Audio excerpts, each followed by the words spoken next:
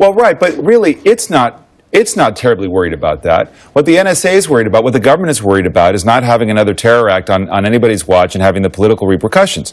So the safe thing to do is say, you know what would be great is if we just gather everything up, because that way we're covered. Right. And but if I'm a senator and I say to you, you're head of the NSA, I don't think this is legal. I'm concerned about this. What ability do I have as a representative of the United States, of the people in Congress, to shut you down? I can't even talk about it with anybody, this private program. No, that's been overstated in terms of the ignorance of the legislative branch of knowing what was going on. Jim Clapper wrote letters to Congress in 2009 and 2011 in which he explicitly said, hey guys, we're getting it all in terms of the metadata of phone calls made within and to and from the United States. And they could have voted against reauthorization. That's right. So in terms of reform, but first let me ask you about Snowden, because this is top of mind for me.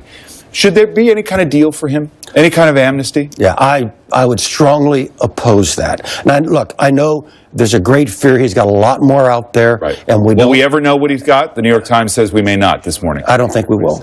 I really don't. And what are the repercussions of that? Well, the repercussions is that he seems to have a negotiating edge on us because he can hold this overhang over us in terms of negotiating. But I wouldn't do it. And I understand the attraction, David, but I wouldn't do it because that simply motivates future Snowdens to do these kinds of things. So if the government has all of this data, our electronic fingerprint, as it were, into this haystack, what's the best reform? Is there a way to encrypt that data? I've heard something about that. You can encrypt the data, and if the government wants access to it, then they need a warrant, essentially, to crack the encryption to be able to look at it. Well, first thing is, it doesn't have all that data. Mm-hmm. The only place where we're really exhaustive or comprehensive is in the metadata of phone calls. And I'm obviously comfortable with it, but I understand others not being comfortable with it.